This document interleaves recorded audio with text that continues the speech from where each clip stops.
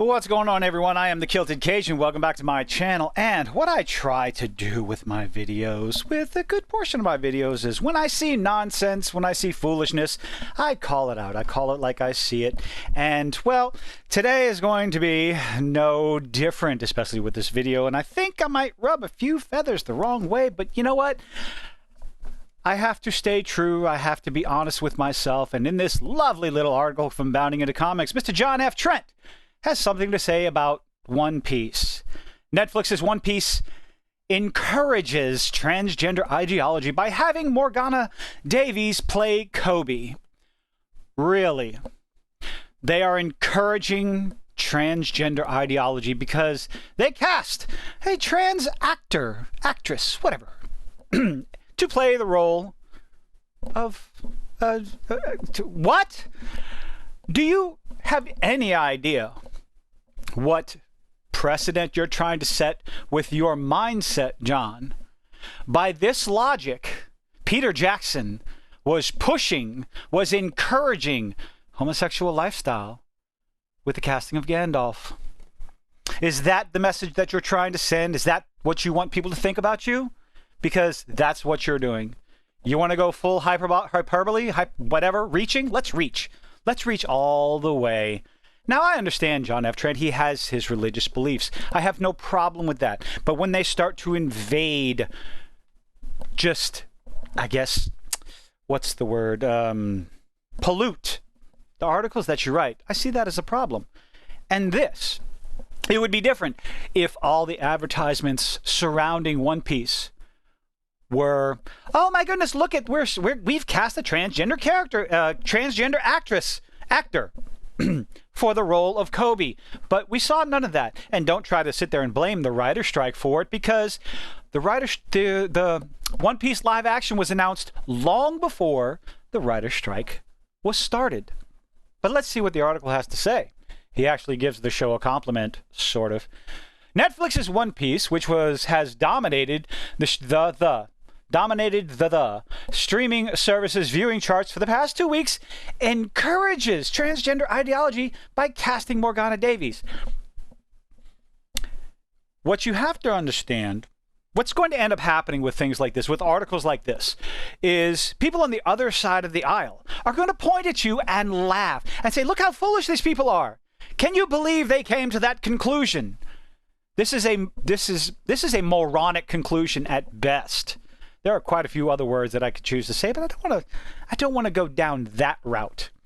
The notion that John F. Trent is pushing with this article is foolish.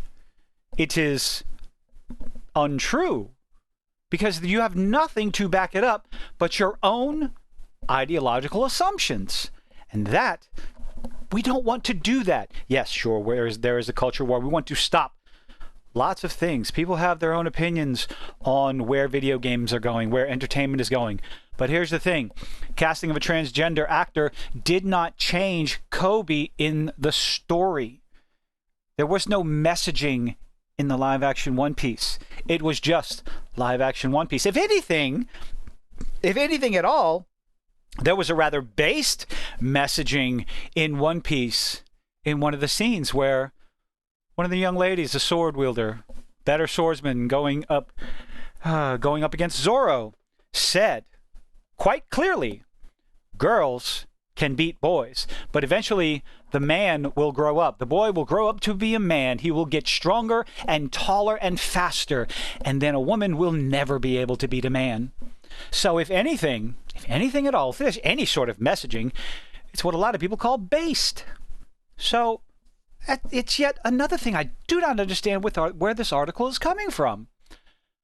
Having watched 7 of the 8 episodes, the series itself, through its storylines, does not actually push the transgender ideology. Then why on earth are you putting this article out? Are you trying to push your own agenda, John? Because that's what the other side is going to say. Ironically, there's a scene that makes it clear that men and women are different. The scene that I was just talking about. Here we go. In a flashback sequence, Shimotsuki, oh, I'm going to say this wrong. Shimotsuki Kuna Yeah, oh, I am so sorry. Tells Zoro, you'll surpass me in size, strength, and speed. Eventually, you'll surpass me in everything. When Zoro informs you, that's dumb. She retorts, no, that's nature. I'm small now and fast. But soon all the boys will get taller and stronger. Their arms will be longer than mine. Zoro then questions, okay, we're going to just go ahead and recap all this other stuff. Kunai makes it clear. Get to your point, John. I'm sorry. While the show seemingly acknowledges the differences between men and women, it doesn't necessarily rebuke. Why does it have to? That's not what the show is about. You are reaching for something that is not there, okay? That's one of the main things that I call out Screen Rant for. Do I have to start calling out Bounding into Comics for that too? I don't want to do that. I'm not interested. You have a lot better takes on these things. When you put articles like this out, people will start looking at your entire site with a different view, with a different eye. They'll be way more critical, and then they'll just turn away. This is a dangerous precedent you're setting with this article. Maybe people agree. I don't know how, because again, you claim just because, since they don't rebuke the transgender ideology, then obviously they're in favor of it? How do we get to that conclusion? I genuinely want to know. And it's this ideology that Netflix and the show's production company Tomorrow Studios embraced with the casting of Davies as Kobe. Really, why? Where's your evidence? Where's your proof? That's what's necessary in this culture war. You need more than assumptions, more than just... Back in 2021, Davies spoke with Vogue, revealing she informed her parents that she thought she was a boy at the age of 13. I can relate to that. No, never mind. That's going to get clipped. She told the outlet... At 13, I came out as trans, just to Mum and Catherine, her trusted agent and friend Catherine Polton, and a few close friends. Okay, what's the relevance in this one? You talk about your personal life in an interview. She added, I was going through a lot thinking, who the fuck am I and where am I going? In fact, Davies admits she was confused. I wanted to act again, but it's really hard to put yourself on screen because as soon as you do, people make assumptions about who you are. It's so public. Well, yeah, that is one of the dangers of getting into the limelight, getting into the spotlight of being a star, an actor, an actress, is that, yes, it is public. I wasn't even ready to leave my room, let alone go on a TV show and be like, hey, I'm Morgan. I didn't even know I was Morgan. I was really confused. Yep, that happens to a lot of people with body dysmorphia, gender dysphoria. It happens.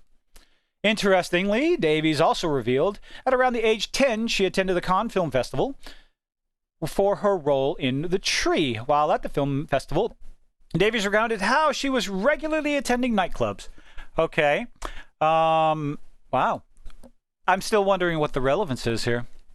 Are you just trying to point it that she was brainwashed, or he? I guess he. Whoops. I apologize for misgendering. I generally do have some respect for people who don't come out and push their nonsense. And it doesn't sound like Davies is pushing any sort of nonsense on anybody. Ask questions, answer questions. It's playing a role. Hired for. So I don't see what the problem is. It's likely Davies would have also used One Piece show to push transgender. Oh, it's likely. It's likely. That's an assumption you're making. What do we say about assumptions? I know this is very cliche, and a lot of people are tired of hearing it. But it only serves the purpose of making an ass out of you and me. You're making an assumption. It is likely that Davies would have used the One Piece show to push that ideology onto fans of the series through the show's promotional tour. Well, unfortunately, or maybe fortunately, excuse me, we will never know. She previously pushed the ideology in the interview with Vogue, saying, I think we need more diversification behind the camera. Okay. There are trans stories, but not being written or directed or lit by trans people. Okay. Why is that pushing an ideology? That's just thinking that there needs to be, that's an opinion, thinking there should be more trans stories written and produced by trans individuals. That's no different than claiming there should be more black stories out there produced, written, and acted in by black people. Is that a bad thing to say? Maybe there should be more Italian movies out there that are written, produced, and acted in by Italians. The list can go on and on. We can use every single demographic in that statement. Why is one better than the other? Why is one worse than the other? Let people do what they want to do. Let people have their opinions. The problem shows up when those ideologies pollute the entertainment. And that is not what's happened here. I can understand if it came out, if One Piece live action came out and it was just filled with the message nonstop. But that's not what happened here. The original creator of the anime and manga was in charge and did not let that happen. Is it possible that could have happened? Sure, but we'll never know, will we? So there's no reason to write an article like this. Simply, I mean, is it for clicks? Are you desperate for clicks, John? I don't think you are. Desperate for attention? I don't think you are. But say what you have to say, but understand, people are going to point, they're going to laugh, just like we do just like we do to the leftist ideology. Davies also made it clear she wants the transgender ideology normalized through acting. Really? While talking about her role in Blaze, not The Blaze, she said, even though it's a very small part, there was no mention of gender. I was just playing a dude. What? Okay, let me, wait. Davies also made it clear she wants the transgender ideology normalized through acting. Okay. The example you give is the statement, even though it's a very small part, there was no mention of gender, I was just playing a dude. How do you get to that conclusion? How on earth that statement is someone wanting to normalize the trans ideology? I'm at a loss for words. Commenting on the show Beautiful They, she described it as a story, quote, story that shows a good trans experience. Okay. Fortunately, the SAG-AFTRA appears to have prevented any promotion of the series. Now, that is probably a good thing, honestly, because is it possible that that could have happened? I don't know. I don't think the creator would have allowed that. Again, the same way the creator Oda had creative control, I think he would have had creative control over the promotional material. Possibly wouldn't have allowed any sort of ideology, whether religious or transgender or political, any of that talk, any of that nonsense in the promotional tour. But hey, I guess we'll never know. This is a situation where I do believe firmly, beyond a shadow of a doubt, Bounding into Comics is reaching for something that just is not there.